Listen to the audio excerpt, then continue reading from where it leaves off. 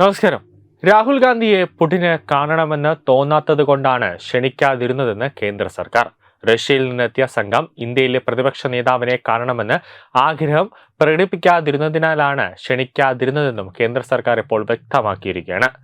ഏത് ദേശീയ അന്തർദേശീയ പരിപാടിയിലും പ്രതിപക്ഷ നേതാവിനെ പങ്കെടുപ്പിക്കണമെന്ന ഒരു ഔപചാരിക പ്രോട്ടോകോൾ ഇന്ത്യയിൽ നിലവിലില്ല. അതിനാൽ പുടിൻ വരുമ്പോൾ ക്ഷണിക്കാതിരുന്നതിൽ രാഹുൽ ഗാന്ധി പരാതിപ്പെടുന്നതിൽ അർത്ഥമില്ല. പൊതുവെ രാഹുൽ ഗാന്ധിയും കേന്ദ്രവും തമ്മിലുള്ള ബന്ധം കഴിഞ്ഞ കുറേ വർഷങ്ങളായി സംഘർഷത്തിന്റെ ഒരവസ്ഥയിലാണ്.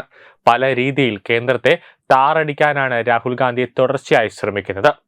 ഏതെങ്കിലും ഒരു കാരണത്തിന്റെ പേരിൽ രാഹുൽ ഗാന്ധി കേന്ദ്ര സർക്കാരിനെ ഇതുവരെ അഭിനന്ദിച്ചിട്ടില്ല.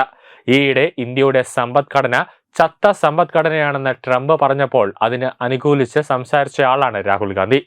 പാകിസ്ഥാനെതിരെ ഇന്ത്യ നിർണായകമായ സൈനിക നീക്കം നടത്തിയപ്പോൾ ഓരോ ഘട്ടത്തിലും ഇന്ത്യയെ വിമർശിക്കാനാണ് രാഹുൽ ഗാന്ധിയും കുടുംബവും ഒന്നടക്കം ശ്രമിച്ചത്.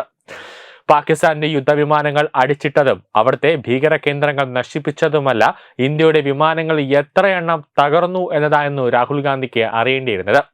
സർക്കാർ ക്ഷണിക്കുന്ന പരിപാടികളിൽ പോലും പങ്കെടുക്കുന്ന ശീലം രാഹുൽ ഗാന്ധിക്കില്ല. ഇക്കഴിഞ്ഞ ഓഗസ്റ്റ് 15 സ്വാതന്ത്ര്യദിന സമരവുമായി ബന്ധപ്പെട്ട പരിപാടികളിൽ രാഹുൽ ഗാന്ധി പങ്കെടുത്തിരുന്നില്ല. ഏറ്റവും അധികം പൊതുജന ശ്രദ്ധ നേടിയെടുക്കാൻ കഴിയുന്ന പരിപാടിയായിട്ടും രാഹുൽ അതിൽ പങ്കെടുത്തില്ല എന്നതൊരു പ്രധാന കാരണം തന്നെയാണ്. പൊതുവെ രാഷ്ട്രീയത്തിൽ ഗൗരവം പുലർത്തുന്ന ആളല്ല രാഹുൽ ഗാന്ധി എന്ന സൂചനയാണ് ഈ സംഭവം തെളിയിക്കുന്നത്. പുടിൻ പങ്കെടുത്ത രാഷ്ട്രപതി ഭവനിലെ വിരുന്നിൽ തരൂരിനെ പങ്കെടുപ്പിച്ചതിൽ തെറ്റു പറയാനാവില്ല. കാരണം മുൻപ് ഐക്യരാഷ്ട്രസഭയിൽ സെക്രട്ടറി ജനറലിന് തൊട്ട് താഴെ പ്രവർത്തിച്ച ശശി തരൂർ പരിചയസമ്പന്നനായ നയതന്ത്ര ഉദ്യോഗസ്ഥനാണ്. അദ്ദേഹത്തിന് വിപുലമായ വിദേശ സേവന അനുഭവ പരിചയമുണ്ട്. അന്താരാഷ്ട്ര പ്രശ്നങ്ങൾ മികവോടെ കൈകാര്യം ചെയ്തതിന്റെ പേരിലും മികച്ച നയതന്ത്രജ്ഞന്റെ പേരിലും ശശി തരൂർ ഏറെ പ്രശംസിക്കപ്പെട്ട ആളാണ്.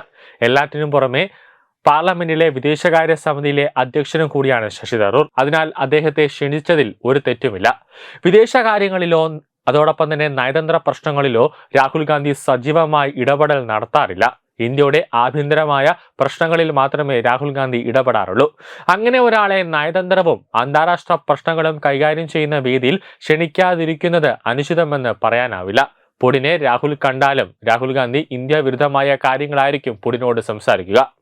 അങ്ങനെയാണ് രാഹുൽ ഗാന്ധി പറയാനായിട്ട് ഉദ്ദേശിക്കുന്നത്. കാരണം അമേരിക്കയിൽ ചെന്നാൽ രാഹുൽ എപ്പോഴും വാ തുറന്നാലും ഇന്ത്യക്ക് എതിരായിട്ട് ആയിരിക്കും പറയുന്നത്. ഈ കഴിഞ്ഞ കുറച്ച് മാസങ്ങൾ മുമ്പ് രാഹുൽ ഗാന്ധി അമേരിക്കയിൽ സന്ദർശനം നടത്തിയപ്പോൾ അവിടെ ചെന്നിട്ട് തിരഞ്ഞെടുപ്പ് കമ്മീഷനെ അപകീർത്തിപ്പെടുത്താനും തിരഞ്ഞെടുപ്പ് കമ്മീഷൻ വളരെ മോശമാണ് അവരുടെ പ്രവർത്തനങ്ങൾ എന്നൊക്കെ രാഹുൽ ഗാന്ധി ഭാരതത്തെ അപമാനിക്കുന്ന രീതിയിൽ അല്ലെങ്കിൽ ഭാരതത്തിന്റെ തെരഞ്ഞെടുപ്പ് കമ്മീഷനെയൊക്കെ ഒന്നടക്കം അടച്ചാക്ഷേപിക്കുന്ന രീതിയിലായിരുന്നു രാഹുൽ ഗാന്ധി അമേരിക്കയിൽ പ്രസംഗിച്ചത്. അതുകൊണ്ട് തന്നെയാണ് ഇങ്ങനത്തെ ഒരു പരിപാടിയിൽ രാഹുൽ ഗാന്ധിയെ കേന്ദ്ര സർക്കാർ ക്ഷണിക്കാതിരിക്കുന്നത്. കാരണം ഏത് തരത്തിലും ഇന്ത്യയെ എങ്ങനെ അപമാനിക്കാം അല്ലെങ്കിൽ നാളെ ആളുകളുടെ മുന്നിൽ ഇന്ത്യയെ എങ്ങനെ താറടിച്ച് കാണിക്കാമെന്ന് ഗവേഷണം നടത്തുന്ന ഒരു വ്യക്തിയെ ഒരു അതിഥി വന്നിരിക്കുമ്പോൾ അവരുടെ മുന്നിൽ വിളിച്ച് കൂട്ടി അല്ലെങ്കിൽ അവരുടെ മുന്നിൽ രാഹുൽ ഗാന്ധിയെ കൊണ്ടുവന്ന് വെറുതെ സ്വയം ഒരു ഭാരതത്തിനൊരു നെഗറ്റീവ് ഇമ്പാക്റ്റ് ഉണ്ടാക്കാൻ കേന്ദ്ര സർക്കാർ തയ്യാറല്ല. അതുകൊണ്ടാണ് രാഹുൽ ഗാന്ധിയെ വിളിക്കാതിരുന്നത്.